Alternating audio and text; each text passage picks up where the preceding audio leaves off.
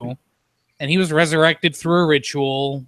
He was created. He was like the weird spider things, not the spiders, but the weird the acromantulas. No, the fire creatures that Hagrid made for the tournament.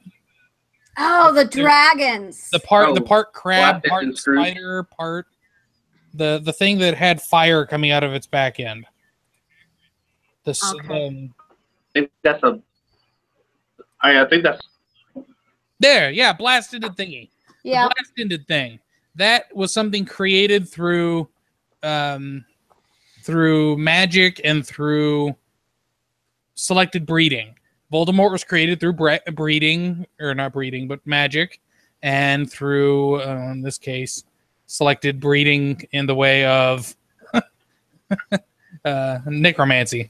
So, he's not a human; he's a dark creature. For God's sake. Well, no. Tom Riddle was somebody. Tom Riddle was very much somebody. He was, but he's not Tom Riddle anymore. Every time you commit a murder, ripping his soul apart. Every time you rip your soul apart, you go a little over the end, right? Yeah. So, I mean, you talk to someone. You talk to your grandmother when she's 60. She's your grandma. You talk to your grandmother when she's 80, and she's lost her mind.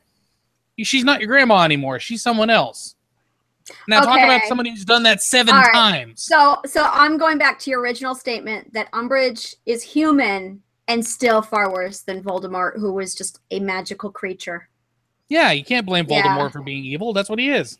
Yeah. No, Umbridge was vile. I saw this meme that showed Umbridge. Admit it, you wanted her dead more than Voldemort. And it's like, I can't stand that woman. Yeah, she chooses to be evil and vile and dark and cruel and twisted. Yeah. Voldemort is designed that way. Mm-hmm. And especially with the ritual that made him, he can't go any other direction. You think someone's going to give him a job in Harry Potter Alley? Looking like that? Yes, come sell my thing. I always had an issue with Lestrange. Oh, yeah. Lestrange was just off her rocker in so many ways. I think she was more vile than I think it's Umbridge, Lestrange, and then Voldemort. Bellatrix really. Voldemort really wasn't as twisted as everyone gave. Lestrange either. All she did was use the pain curse. I mean, there's so many different things you can do to somebody that's worse than just straight out pain. I mean, you can do so many different psychological tortures. I mean, you sound like you've given this. Well, she did help. She did what?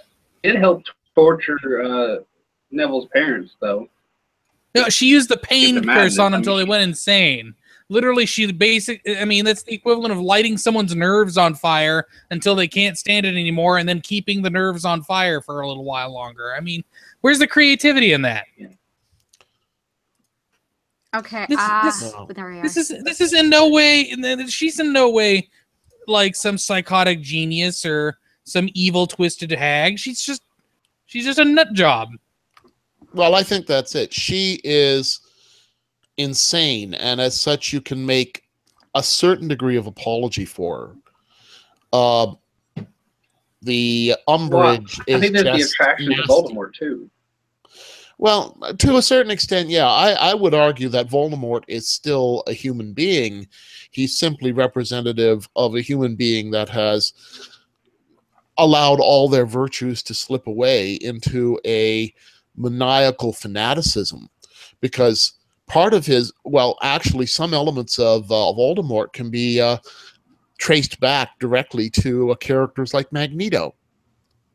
Wow. Magneto is a heroic figure if you look at him from the mutant's perspective.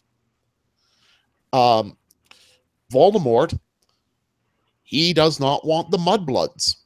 He is bigotry carried to its logical extreme. Yeah, but he's not really bigotry carried to its logical extreme, because he's more all in for me to the power extreme. He doesn't give a shit. Sorry, I shouldn't be swearing in front of your children. Oh, it's all right. It's not. They're not watching it because of the Harry Potter conversation. So okay. You're good. He doesn't care about anyone else.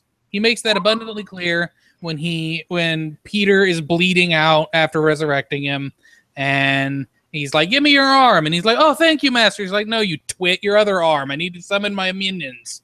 And then he starts slapping his minions around, like, "Why didn't anyone else do this? Why did the idiot have to help me?" He's like, "Really? This is what I get, Malfoy? What the hell?" "Well, I've been keeping up appearances, sire." Seriously, okay. What about the Lestrange? Oh, they're in prison, of course. Yeah, great, thank you. And my only loyal person at Hogwarts. Thank you, thank you. This is what I get. And then he moves on even further, slowly bending around the wagon, showing off that he's a complete office rocker. I don't even think he's human, because humans don't think along this parallel, because he shows how interested he is in himself. He doesn't care about anyone else. He doesn't. He cares about himself and anything that is a soul jar of himself. So he cares about his snake. He cares about himself. He kills Snape, his trusted advisor that killed Dumbledore. He's a sociopath. He's a sociopath. So he's not really even, because he's so many fractured pieces of soul that's left. I mean, he's a seventh of a soul. He isn't even human anymore. Yeah, eighth of a soul. Well, yeah, he's eighth of a soul. Yeah. It all depends on your definition. I have a much lower view of the human race than you do, obviously. Yeah, I'm right there with you. Yeah, I think you can see real parallels between Voldemort and the guy who ran the SS during the Nazi regime in Germany, Hitler's right-hand man, not Himmler? Goebbels. Himmler? Yeah. Himmler was an Aryan. Yeah, well, and Himmler was also really into the whole Aryan nation. He wasn't into glorifying himself. He turned down several promotions, and he turned down several ways of making himself richer at the expense of punishing Jews and punishing gypsies. I have to ask, because I'm really curious. At any one point in the Harry Potters, did anyone find that the level of evil suspended credibility? And I am specifically referring to the 7th book, when Crabbe, Goyle, they take over this torturing in the Cruciatus Curse class in the school. I really wouldn't say that the level of evil becomes again. I've always had a problem with Harry Potter because they say the pain curse is so evil, the control curse is so evil, the death curse is so evil. It's like, are you kidding me? Really? These are the most evil things? What about the one that Harry uses on Draco that makes his side erupt in blood that can't be healed? How about that? Why isn't that on the fuck off list? That thing is horrifying. Because really didn't share it with anybody. Yeah, that's horrible. And Mad-Eye Moody, the guy that's a walking scar. How about I bet you he could list off half of the curses that gave him those scars. Let's put them up on the list. Because there's no way in hell that half of those spells can be used in a positive manner. You sound like you have a lot of pent-up energy, Nicholas, regarding the Potter thing. No, not really. I'm just... Okay. I have a real... I don't come from the West in this evil, good mindset. I'm Buddhist. We don't really have the idea of have the idea of good and evil in that mindset. So I get really weirded out when people are like, "Oh, well, he's obviously evil." It's like, no, he isn't. Yeah, you're talking about that everyone has a side of evil, a side of good in them, and sometimes it flips back and forth. We all have a little bit of both in us. No. Yin and yang. No. I'm like, so you don't think that people are inherently evil? No. Why? Why would I think that? I have a few people you should meet. I agree with you to an extent, in so much as I think people are inherently we're animals. We're self-serving. Because being self-serving has a degree of survival ability, so it's hardwired into us. The other side of it is altruism also has survival ability, and very much like the Buddhist middle road, I think a balance of self-serving and altruism when you balance the two, you actually have something that's functional. When you go to either extreme, you go off the rails. Thank you. So how, and I'm going to like wrap this back to our books and stuff. How do you take that philosophy and implement it in your characters when you develop them? I don't. What do you do, Nicholas? I adopt the West's philosophies. Can you elaborate? For example, I just published a book through Darkwater Syndicate. It's called Father of Flesh. In it, Dr. Davis Nichols goes through trials where he has to face the priests of an old god that are attempting to revive it through dubious methods. The children of the old god are these fleshy monsters composed of nothing but muscle, sinew, and skin. They bleed pus and fat. They're towering monsters of eyeballs and open mouths with tongues instead of teeth. They're horrifying creatures. But all throughout it, I make it very clear that there is evil somewhere in here. We don't know where. And I make it very clear at one point when they're being helped by some of the followers of the Father. Yes, the followers are evil. They eat people.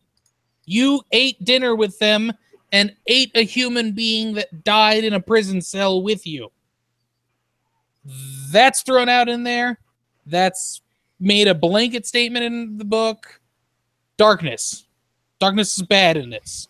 You ate a person, that is bad. I don't personally believe that, but you know what? The West does. You know, actually, I'm with you. The only reason that cannibalism is not a logical, acceptable thing is that disease transmission when you eat your own species is extremely high. Cannibalism is not healthy. Well, if you cook it well enough and no problems. Well, no, even I if you don't cook know. it well enough, there are problems. There is something about cannibalism that just turns the stomach. Oh, before I die, I plan. Only if you don't add enough spicing, and you know you No. got to prepare. Before I die, I plan on going over to the Eastern countries, and I'm going to have something. I'm going to have some human. You're on your own with that one. Well, I didn't invite you. I mean, God. No, I'll send you a postcard with the person, and like me with my hand. What state do you live in, Nicholas? I want to make sure I've got a good 5 states between you and I. Not telling you. What state do you live in? I'm in the house behind you. I think the thing with evil, though, if you want to have an antagonist, you need to give them a realistic motivation. That's okay. real. Yeah. In my book, War of the Worlds 2030, I have the Darmuks, and they are waging a war of annihilation against the human species. The reason they're doing this is that in their history, their planet had been invaded by an alien race, and they had had a devastating war where they were almost annihilated. They won the war at an incredible cost. And this set up a sociological function of never again that has taken the extreme form of anytime they detect the radio signals of a society that is coming close to having the technology for interstellar travel, they go there and wipe them out so they can never threaten the Darmok homeworld. So prevenge. It's prevenge, yes. Well, that's a good word. But it's a logical, it may be insane, it may be extreme, but you can follow the steps of the logic to get you there. Then no one's evil for the sake of being evil. Yeah, I mean, you don't have some guy cackling and pouring babies into a meat grinder to make sloppy joes to feed to innocent fat puppies that he will then cook to feed to other fat puppies. I mean, there's a guy that's doing a thing because he wants to make some money. There was a simplicity to that back with Shakespeare Day. I will never There really forget. was. There was. It was Much Ado About Nothing. John sat there on this massive monologue talking about how I must do evil because I am evil. That was it. Yeah. And there is, I really wish I could pull that off. If you look at his monologue, It's a great it wasn't so simple, because he said, "I am evil." And if you look at that statement, it isn't the fact that he's saying "I am evil." It is saying "I am." He used the capital E, "vul." I am evil, basically stating I am the source of evil. I'm evil. I'm evil, y'all. This is what it is. This is how it goes. This is how it rolls. This is where evil starts. I am the definition of evil. And you know, in English class, I had a whole fun running around with that one, and I mean, you can have so much fun with Shakespeare's stuff because everything he wrote was he left everything open ended. But I mean, evil is such a nebulous term because if you look at it from the other side of the coin, if the enemy has a point of view that looks somewhat sane, if you put yourself in their shoes, then they're not evil. They're just fighting for what they believe in or doing what they believe. The best job I've ever seen of that was Count Olaf from Series of Unfortunate Events. Has anyone read it? Yes. Saw the movie. Okay, well, spoiler alert. Yeah. The 12th, 13th book comes along, and about the 8th book, you start to see that Count Olaf is only acting on a supreme evil, a greater villain. And suddenly Count Olaf kind of takes, not a backseat, but you see that he's more of a puppet than the puppeteer.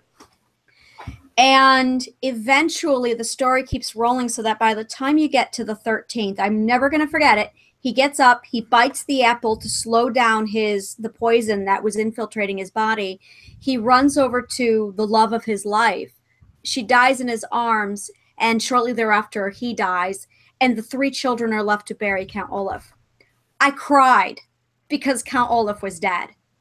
It was so bizarre that in the first 3 books, he is such a monster.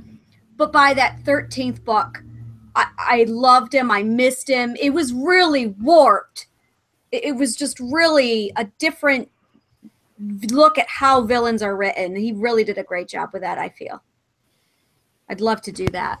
Create a villain so much that... Well, first of all, you have to create a series, but which is unto itself a nightmare, I imagine. I'm starting on mine right now, and just finished the 2nd book, and I'm editing it. But to get to an 8th book, holy shit! Yeah, really. I'm working on my 3rd, and I'm just like, oh, You're like, oh my god, did I introduce a character back in the 1st book that I can pull up? How's everyone else doing with series writing? JB, have you written any series? I'm book 2 of my Discovery series. It's going all right. I hit 60K, and then I realized that the short story mode, meat of it too quick. 60K chunk on pause. I'm rewriting the beginning, and it'll make more sense. Yeah. So yeah, I'm in book 2 of what I hope is a 3-book series, and then I'm going to have some shorts and some novellas come after it. It's pretty fun. Yeah. And I know, Stephen, you have series going, right? Yeah, I have Tinker's Plague and Tinker's Sea out, and I just finished the Mistletoe Spear, which is the sequel to the Horde of the Kraken, and I've got 2 more planned in that series, The Wolf's Son and The Solar Shard. So you have 2 series that you're plotting right now. Oh, I have 3. Oh my god! I was gonna say, how do you keep them apart? 1 second. Well, I imagine it's not that hard. Yeah, I mean, with me, I keep separate. I keep a copious notepad. Notes. Yeah, Yeah. I was about to say notes. That's the thing Yeah, you gotta do. I have Evernote, Dropbox, and then I have like my files here, and then all of Wikipedia. So, and then I have like half of, I swear it's half of Wikipedia bookmarked on my Evernote, just so I can cross-reference it. And now one of the things that I've run into with series writing is when you're in the middle of, say, your 3rd book, and then you realize that what you're writing in the 3rd book, you like it, a lot more than anything you've written, but it contradicts what you did in the first book. But the first book's already published. So you have to say goodbye to your really awesome idea in the third book and can it, unless you can find a really creative way to spin it around on itself from the first book. That stinks. J.K. Rowling had that. Oh. Yeah. I'd love to know when and where. She was doing a Q&A. Don't know what year, can't tell you. But she was doing a Q&A and someone asked her that. Someone asked her basically that exact question. And she said, it happens to all writers. You're especially if you're writing a series. And she said, Hermione Granger. Hermione Granger was black. Yeah. And she said that when she told the studio that were making the movie, they said, no, you describe her as white in this one book. And she went, what? And she looked in the book, and later on in one of the later books, she described her as white. And in one of the earlier books, she gave her an earthy tone and dark tan skin and described her things like, she never outright said black. Yeah, I never imagined her. I'd heard that too. She was very upset because they cast the Emma Watson as Hermione. And one of the things that she was like, she's supposed to be a black girl, but she was supposed to be an ugly black girl. And she was like, oh well, you know, that's you really, it's really hard to find what she was looking for. And I never put that in my head. She said she just wrote the black out of the character.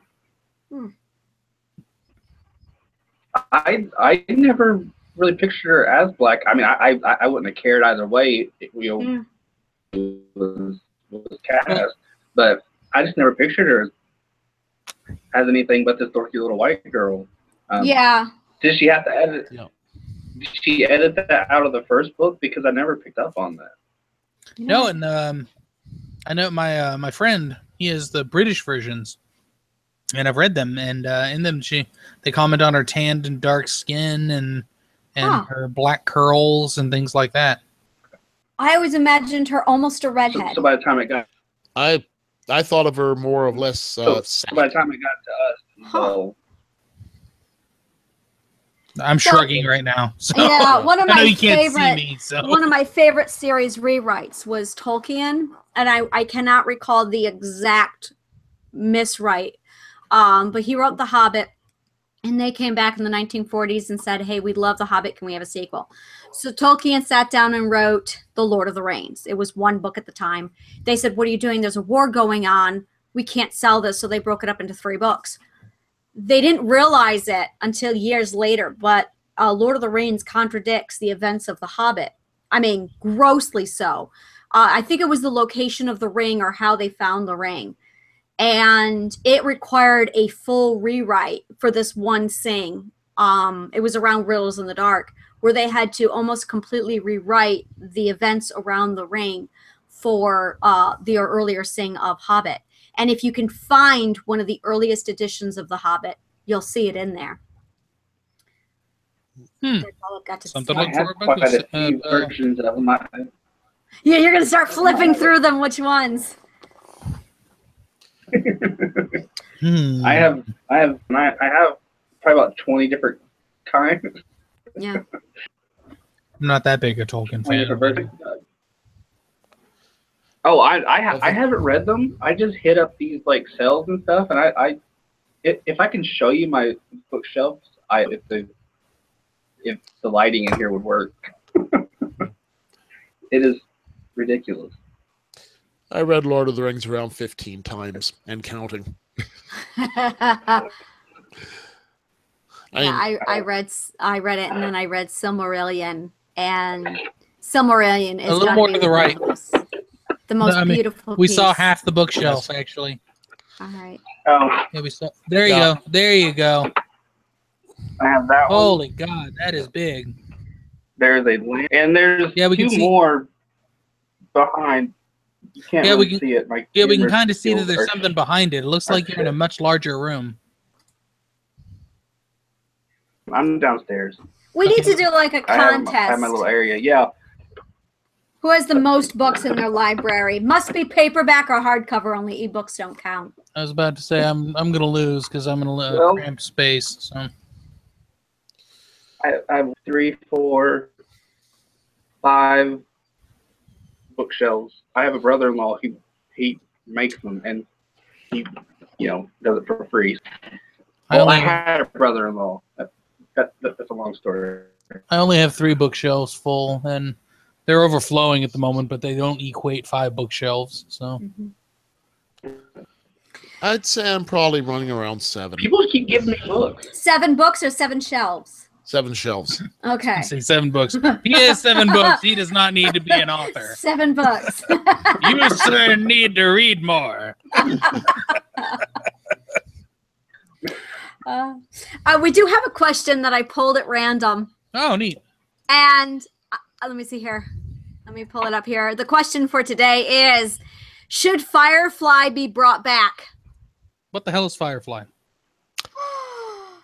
Joss Whedon product, but I don't watch Joss Whedon's work. I have not. I watched the movie. I watched half of the movie, and I did not get into it. So it's a movie, okay. It is a movie. It's a television show that had 1 season to it, and they canceled it because it was fantasy sci-fi.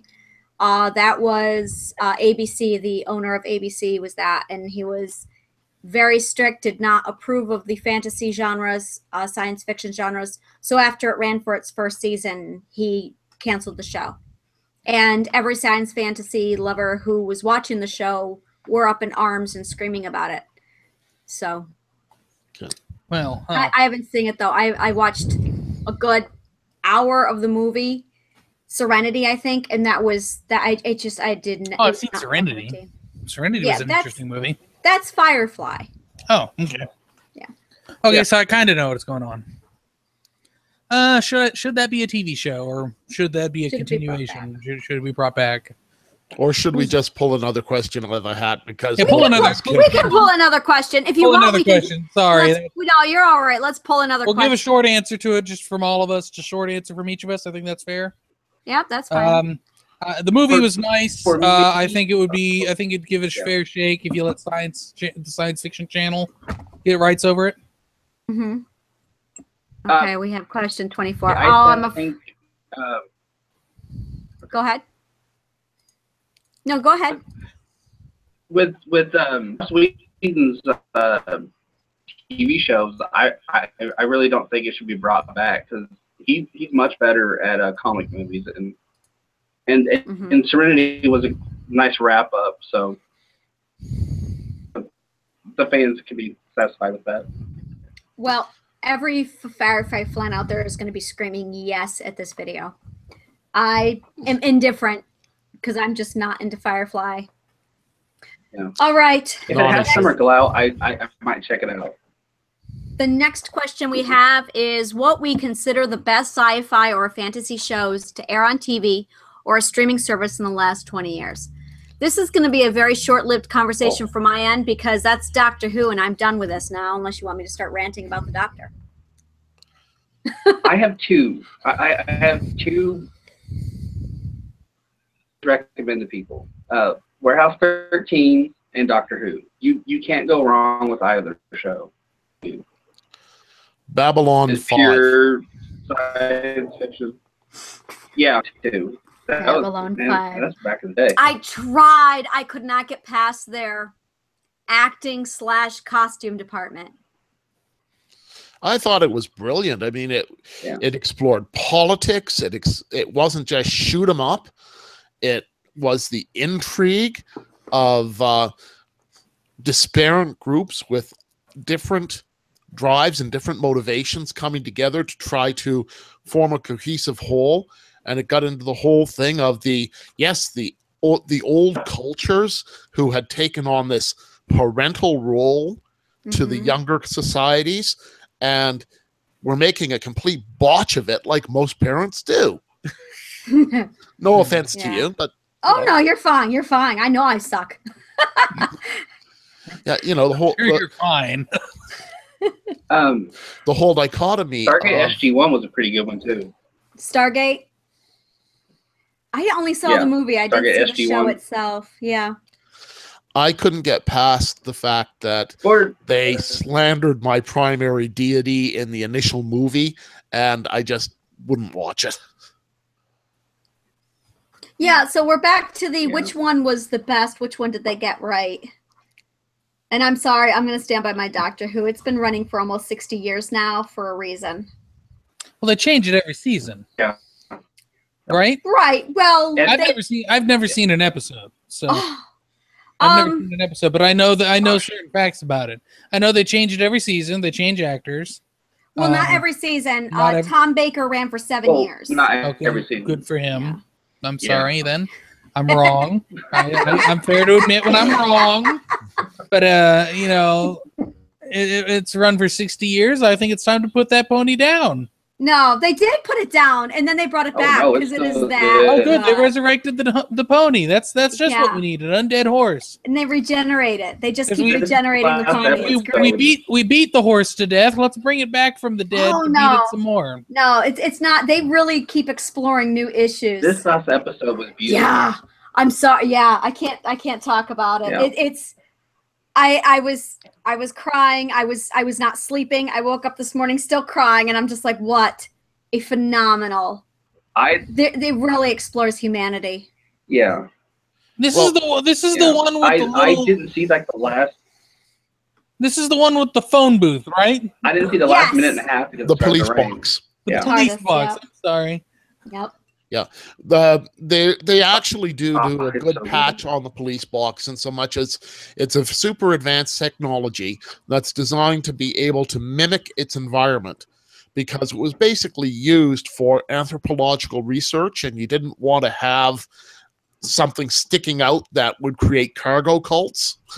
And then it was on Earth, and its chameleon circuit blew out when it was stuck in the form of a police box. And the Doctor has just never managed to get a new chameleon circuit that integrates with his old tech. Yes, he did. Oh, he did? Oh yeah, the Sixth Doctor fixed it. Yeah. And Oh, he, okay. he Yeah, he decided he did. didn't like it, so he changed it back. I think he Yeah, quit. He went 2 yeah. episodes after he fixed the chameleon circuit. He lost the TARDIS because he couldn't find it because it wasn't a blue box anymore. So he changed it back to the TARDIS again. Well, he changed it back to the police box so he could find Wait it. a minute. He's Yeah. he's the Doctor, right? Isn't he supposed Yes, to be he like is the Doctor. super mystical or advanced technology? He is. Yep. Super And he advanced lost- technology. And he had lost it? He lost what? The TARDIS. The Well, phone no, box. Yeah. TARDIS. Yeah. Well, The police box. It went well. It wasn't a police box when he relocated. He came to Earth, and it took on the form of something, an object. It could be. What form did it take on? It changes every time, and Okay, that so was his. you're in it, right? No, he left it. He left it. Okay, so he was in it, then he left it. Did he not look behind him to see what it looked like? Well, it was a random, ordinary, everyday pillar, I think, in that episode. And when he came back, he couldn't figure out which pillar it was. He had to poke around a bit. Are you before he found freaking it kidding again. me? So he, well, it's one of these pillars. I'm gonna have to spend 20 minutes to discover which one of my advanced It was more like spacecraft 5, is but hidden. was And more like so 5 minutes, since my advanced spacecraft, which can bend time, space, reality, all those fun things, is hidden from me, I should remove the device that cloaks it and keeps everyone away from poking at it, and just keep that off because, you know, fans want to see the police box. that's the Doctor. Always ready to appease the fans. He's quirky. Well, the problem with science fiction, and I think it shows up really well with this panel, no one can say definitively what was best, because we all look for different things. It's a genre that can model itself to huge disparity in people. Some people like the huge, a heavy emphasis on characterization and the individual. Others want to see how the political factors are coming together. And as such, you can't pick a best science fiction. But we All you can do is can. what suits you. We can pick a worse science fiction. Let's do that. Yeah. What is the worst science The fiction? worst. Battlestar Galactica. The remake. Lost I'll in agree with the space. The remake. law that guy can friend. Lost in space. Yeah, the one with Yeah. the guy from Friends. That was terrible. That's Lost in space. That Well, was bad. Yeah, of course, Lost in Space was meant as a children's. I don't think I've ever cringed so much watching a movie. Really? It was for children? Yeah. The original Wow. TV series was aimed at children. I just thought it was crap. Well, I tend to agree with you, but I remember watching that in first run when I was a child. Oh, I And see. being enamored of it because it's space and it's this family and it's Swiss Family. Well, they built it as Swiss Family Robinson in space, and then they ripped off a little bit of Gene Roddenberry's. I was going to say, for me, it was Gilligan's Island in space. That's all it was to me. Do you remember the episode? Oh, sorry. Go ahead. Gilligan was just Dr. Smith. That's all it was to me. Oh, you see, I always thought Gilligan as the heroic figure on Gilligan's Island, but did you see the episode with the giant talking carrot? Oh my God. No. Watching it as an adult, all you can do is turn your brain off and pee yourself laughing. And apparently the actors barely got through that episode because they kept cracking up on set. That's a clue. Yeah. No, that's a clue. No, I haven't. Are you all right? Everything goes in my lungs. That's all right. No, I honestly, Lost in Space, I love Ed Wood. I love his films. I love Mystery Science Theater. I love Mystery Science Theater, and I love the movies that they watch in Mystery Science Theater. And I love Bruce Campbell. Still, Lost in Space is like a whole nother realm of bad sci-fi. Well, anything prior to the original Star Trek series, that was... You're not expecting too much from it because the original Star Trek Shield was a watershed. Yeah, right. The old science fiction movies, they all had fish bowls on their heads and beeping lights, and they were all robots that were made of Doctor Who didn't. Doctor Who was no, they had a bathroom plunger. Exterminate! Yeah, Doctor Who had a whisk. Doctor Who was just as special. No, I love the original Star Trek. No, the original Star Trek was really... I watched the original Star Trek. I got all the way through. I did not watch Voyager. I did not watch that. I tried. I got 10 minutes in and I just couldn't stand her. So, and then I went back and watched Doctor Who, and it was wonderful. When I then went back to, maybe that's probably why I couldn't get through Voyager. I went from Doctor Who then over to Voyager, and I just couldn't stomach it. I'm like, no. Yeah. Yep. The guy from Quantum Leap. Is that his? Quantum Leap. Oh, I like Quantum Leap. Yeah, I'm watching that. I just got it on DVD, and I'm actually working my way through the series. Yeah. No, that one was fun. Yeah. I did not realize the religious undertone. When I watched it in the 80s as a child, I did not realize how much religious undertone there was. And it's almost to the point where it's more biblical than it is science fiction now. And I'm watching it as an adult going, wow, there's a lot of religion in it. That surprised me. I don't remember that as a child. Yeah, well, the difference between, any sufficiently advanced science is indistinguishable from magic. And religion and magic go basically hand in hand. Mm-hmm.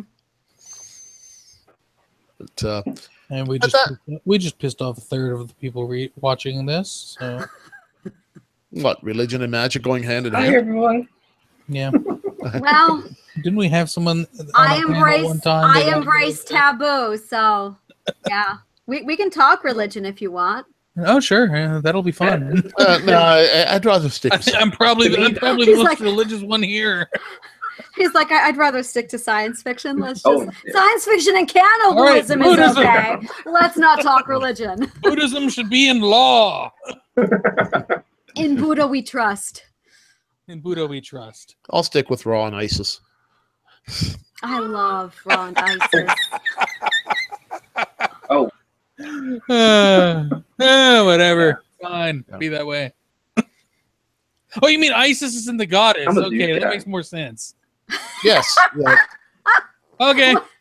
The goddess Aset that the Greeks called Isis, and if you call her Aset, nobody knows what the hell you're talking about. Well, there's another ISIS running around, so I was. Yes, I'm aware Yeah. of them, and I wish they would stop using my lady's name.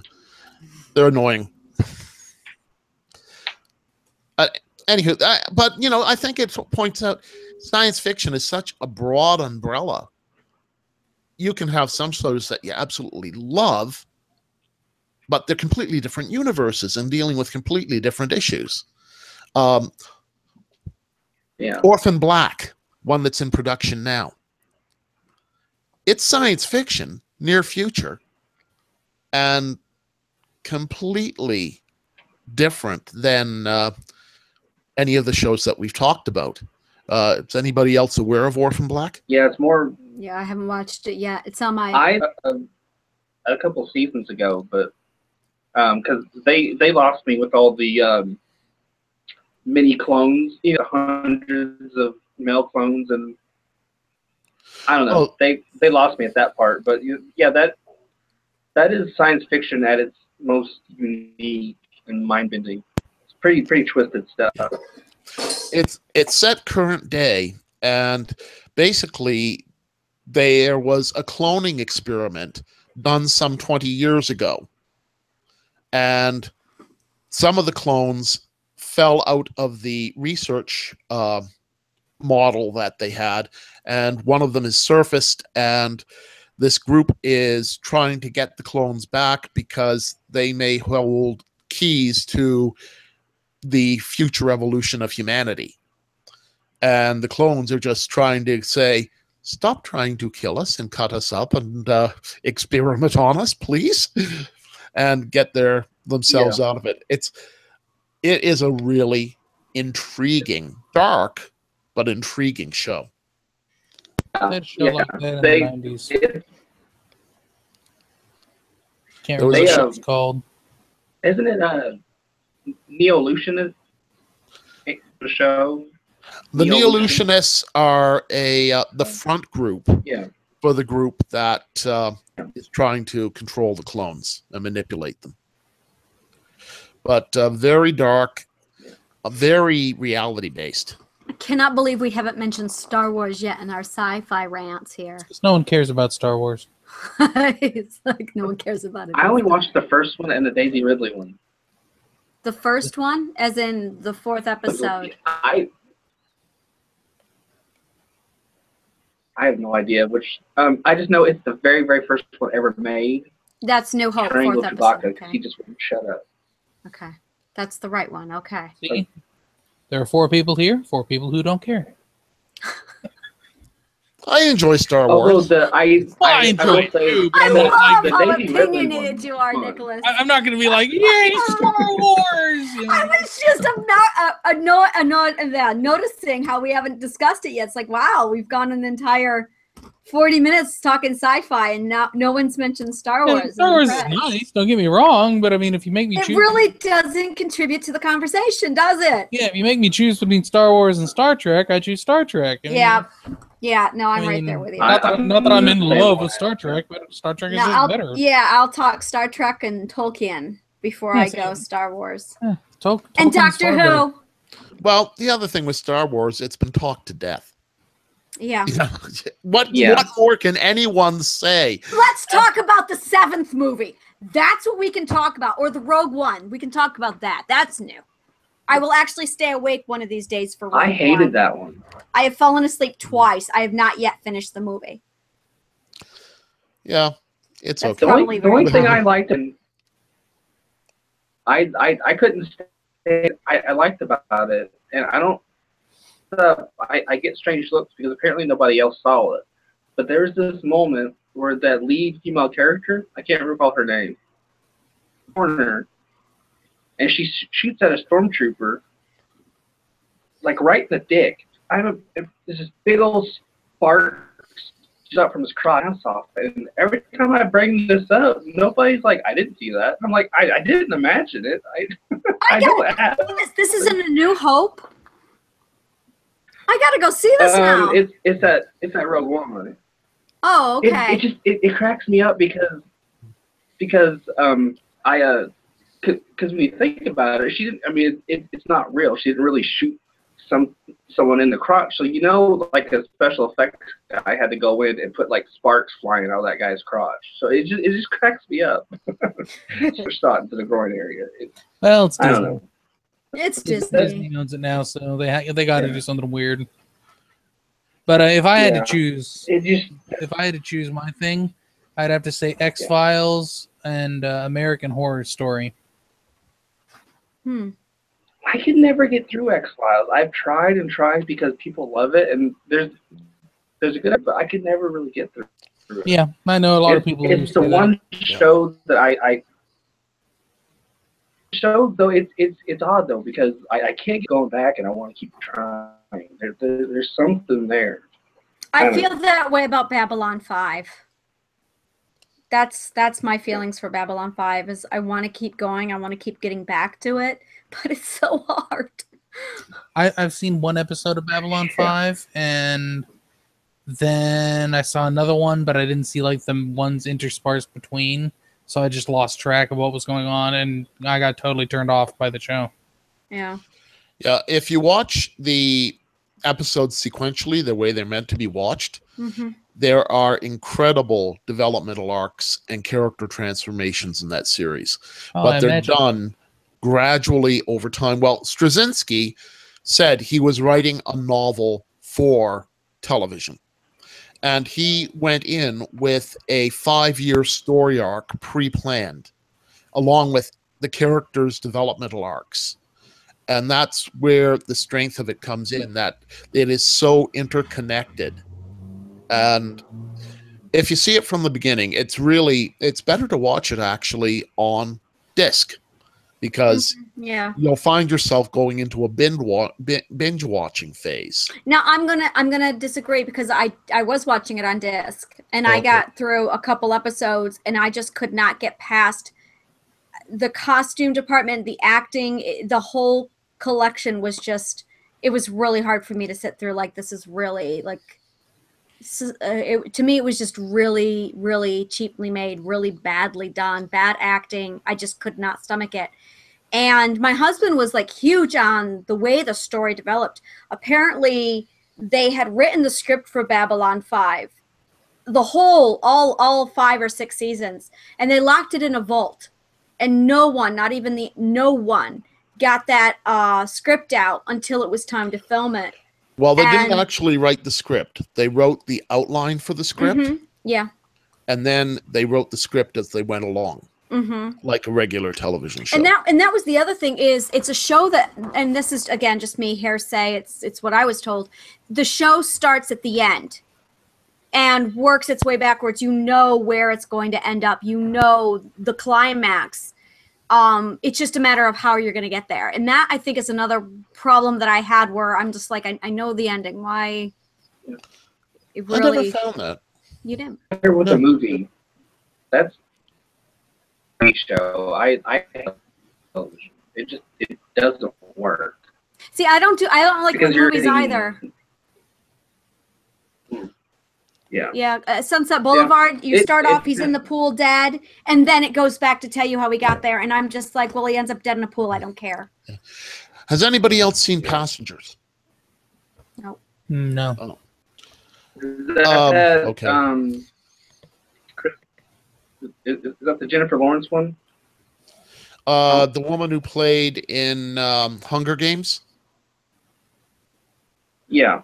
I've seen it. I kind of know what you're talking about now. Yeah. I just thought it would be a nice controversial one. Yeah, there's nothing more anticlimactic than when you go, did you see the Doctor Who episode last night? And everyone across the board, no. Okay. Yeah. How about Guardians of the Galaxy 2? No, not I saw yet. that. Not yet. I saw it. I like the surprise ending. Yeah. You can talk for a minute. I'm not on. That ending they kind of tried too confused hard. me a Are you back? Yeah. Are you back, Angela? I am back now, yeah. Okay, the surprise ending is that Don't you dare. No, my husband gave me the choice. Okay. Our choices are Guardian of the Galaxy 2 or Pirates of the Caribbean. Pirates, because there's going to be more Marvel movies coming. I think we're at the end of Pirates. But now I take that back. I don't think we're at the end of Pirates. But so I chose Pirates of the Caribbean instead of Guardians of the Galaxy 2. no, you rolled the dice and lost on that one, I think.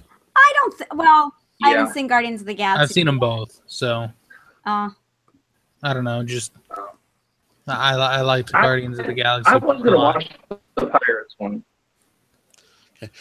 Stepping into I fantasy, how was about going to see the new both, but sorry. oh, you're fine.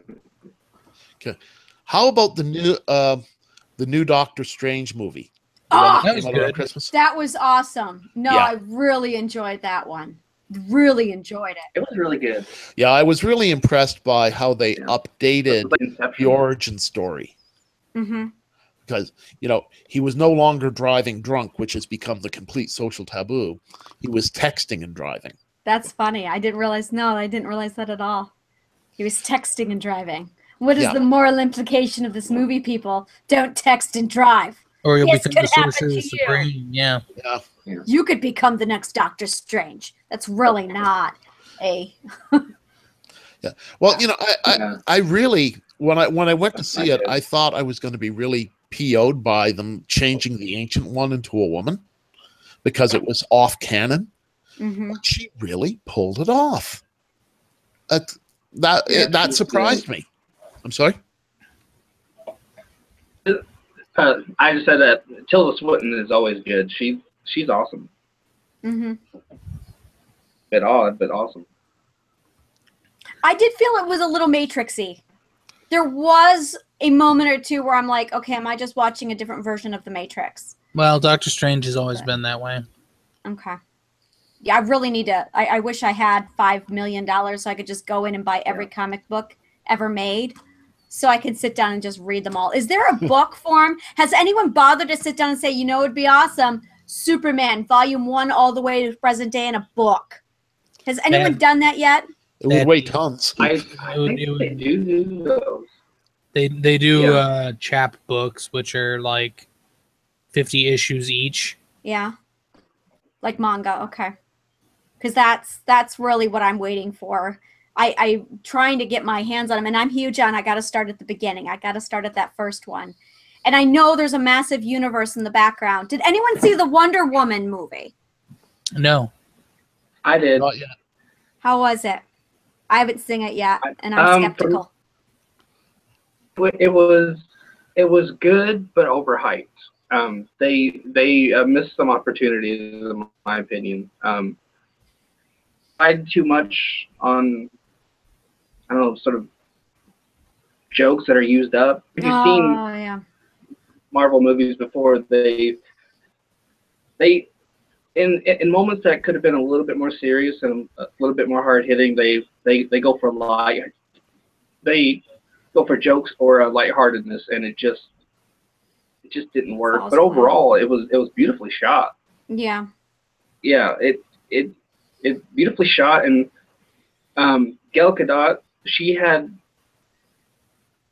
they gave her just enough screen time so that everybody else carried her and did a wonderful job.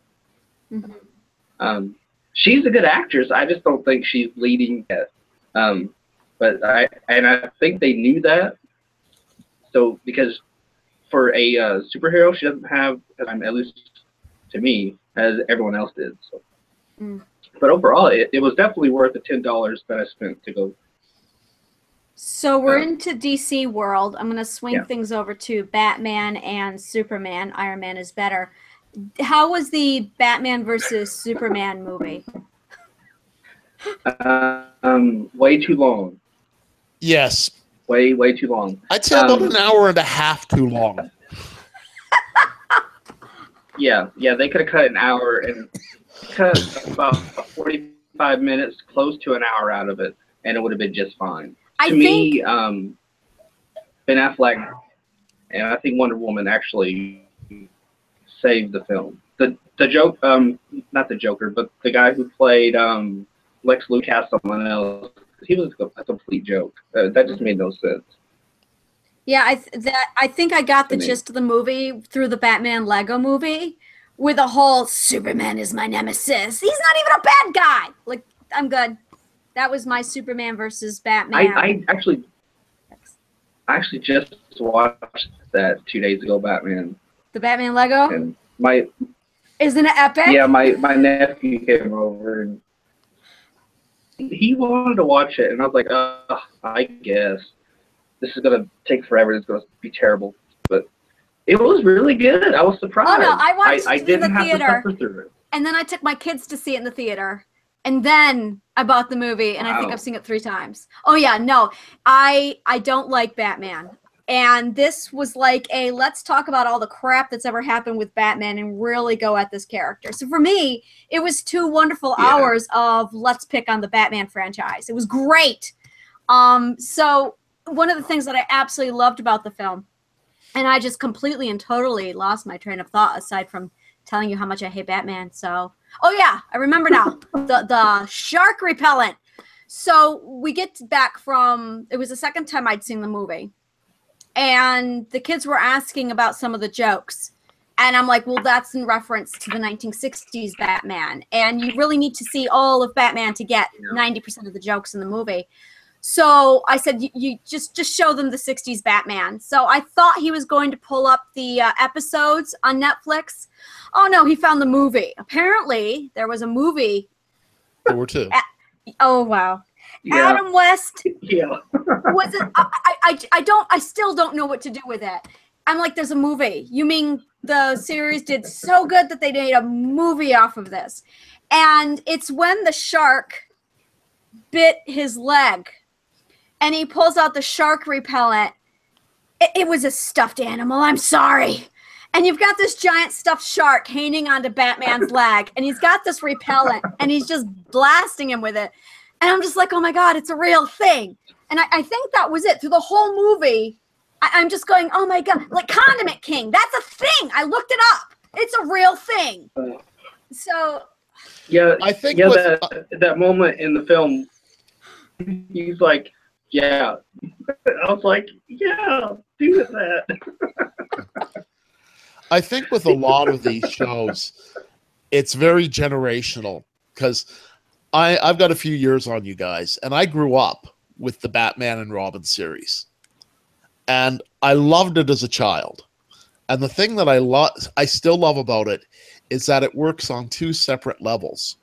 You have the kid that takes it so seriously, and it's, will Batman get out of this? And the adult is sitting beside them, and they're pissing themselves laughing because it is so tongue-in-cheek. It is so ludicrous. And occasionally the actors just sort of look at the camera, and you can just see it in their facial expression. This is moronic. But, I will say, if I may, for one moment, farewell, Mr. West. You gave me hours of enjoyment. Yeah, no, I heard about that, and that was the end of an era. Yeah, he will be forever my generation's Batman. That's. I'm sorry, I just can't get over that and that weird thing you did in the 60s. Yeah. Yeah, there was just so much in that movie that just, yeah. There's actually an animated one with Adam West that was done just recently, and it harkens back to the old series. And they got as many of the actors as were still around to do it. That's impressive. Yeah, I haven't seen it yet, but I want to. An anniversary? Yeah, that was for the anniversary edition of the show, wasn't it? Did they do like a little sort of animated? No, it's a full-length animated feature. Box set. Okay. Yeah. What's crazy with gonna have a lot of people liking Bullhog, who is Adam West, and then discovering, Batman for the first time, so I don't think that cheesy Batman is going anywhere anytime soon. No, he's not. So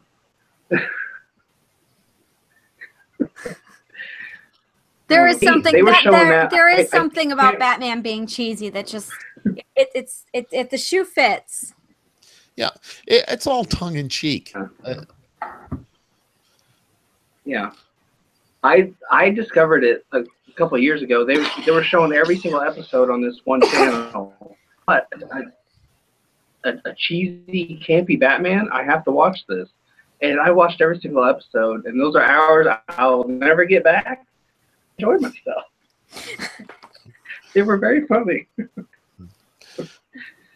Another one that can be good in that sense is Buck Rogers in the 25th Century. Oh, I love Duck Dodgers. I haven't seen that.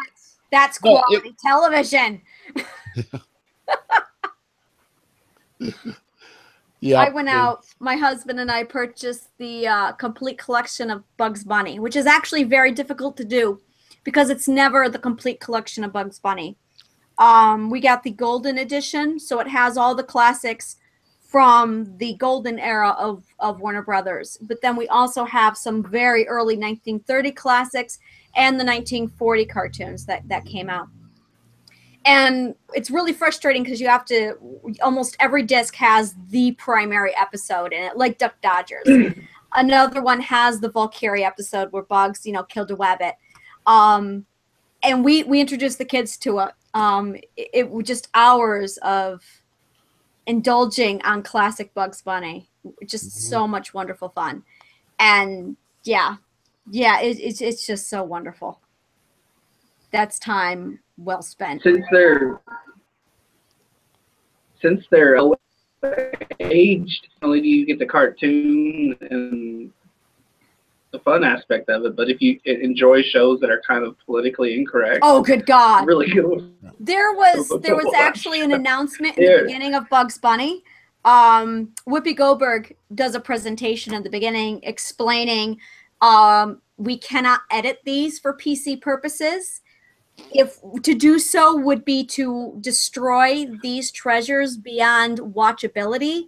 So we've left them untouched, but be aware, this was at a time where it reflects the age. It's wrong. We don't endorse it. However, be aware of this. So there's like a whole, and there's a few episodes. Okay, I love the Hitler episodes. I just love the Hitler episodes when they're just, there's like a whole 3 or 4 episodes of Bugs Bunny versus Hitler. I love those ones. But there's a lot of really, like they're 1920s, 1910 cartoons. And there's no holding back on some of them. And there's a lot of those PC issues that come out. They actually still air. Sorry. Some of those. My nephew was watching one. Or maybe it was with that big chicken. That Foghorn Leghorn. I don't know. Foghorn Leghorn. Play catch, and this boy character couldn't play catch, and I can't remember what he said, but he essentially hinted, well, this kid must we know what kind of boy can't catch a baseball. I know that. I was like, holy. You can't say that. I said there, boy. I love it. Did you order your No, we get into quoting them here. And what's the other one? Was the falling hair? That one we've committed to memory in the house. We can go through the whole Gremlins. The falling hair is a hoot. Bugs Bunny is such a blast. And people took the time to make them good. Yeah. No, that was when television was good. Really, really good. Cartoons were. I really hate where they've taken cartoons today. Oh yeah. You don't approve of it. I just saw that. Like, that's there's a few good ones. I have nephews over. I have my nieces and nephews over a lot, and so there's always cartoons on the TV, and I am dumber each time one ends because I just cannot believe like what they watch. There's like these, I don't know. I can't even go there. My head will explode. There are cartoons that make SpongeBob SquarePants look intelligent. I can't watch SpongeBob SquarePants. Well, I am glad tried. it's over. I managed to get through 2 minutes of it, and then I had to change the channel. I watched one of them so I could see what is out there, and I spent the whole thing going, no, my kids will not be watching this. And I'm thrilled. They watch anime in the original Japanese, which is really good for their Japanese. So that's wonderful. Yeah. Right now they're watching Pokemon in Japanese. So that's good. Good One and that healthy. One that has impressed me is Young Justice. Oh yeah. Yes. Yep. I'm only just now getting into the anime scene. I just Attack on Titan. Ooh. Left that first season. Oh, I made it through the first season, turned it off and said, okay, I can't. Yeah. The ending, well, the first episode is just mind blown. I got to the finale of season 1 and I turned it off. 2 days later, I came out of shell shock and told my husband, I can't watch any more of that. It definitely pushes that gore level for me. It just such a good story and so gory and such a good story. Yeah. Since I have 10 episodes left, I have to ask because I hate wasting my time with shows. Sure. Since you've seen it, story wise, because I can handle parts. Yes. I've Yes. It's worth it. Oh no, story-wise, it's worth it. It is absolutely worth it. I did catch a glimpse of season 2. Absolutely worth it if you can stomach the gore. Yeah, absolutely worth the story. Yeah, because the story was phenomenal. Yeah. The thing I was worried about was having just like an abrupt cut the black ending or just it up in a. No, and I'm telling you, nice 10 episodes, way. there is a lot crammed into 10 episodes. A lot. So don't skip ahead. Don't think, well, if I miss a few, no. There's like, there is so much in Attack on Titan. If you can stomach the gore, it is just well worth watching. Just beautiful. And while we're on the topic of anime, Death Note. Like, there is just Death Note. It's got to be one of the most amazing stories in the world, bar none. Death Note was phenomenal. Topic, I don't know if everyone here likes anime. Since I'm new to it, is there one show that everyone here would recommend? Because I'm very curious to. Where are you on this topic, Nicholas and Steven? How are you with the anime? Some of it's good, some of it's bad. I'm not a big fan. Okay. All right. I am a huge anime fanatic, like more so than Doctor Who, and I can go off on this topic. So what I recommend is after we shut down here, I'll give you my list. I am huge on the anime and can tell you which ones. Oh hey, it's already 7:10. Guess it is time for us to shut down. Yep. Okay then. Yeah, Nicholas. All right. I didn't mean to hijack. That's all right. No worries. No, thank you. No, it was really fun tonight. It was kind of a free for all, whatever. No, it was fun. So. If I can make one shout out. Absolutely, shout out. I have the first chapter of my novel Nuki Kubai. The majority of it has just recently been read as a video audiobook and is available, and I've put the websites up on the chat. I will go ahead and post those in the discussion group so everyone has them. And if you guys want to introduce yourself, give yourself a shout out, go ahead and do so. I'm Steven, Stephen B. Pearl. B makes it easy to find me on the internet.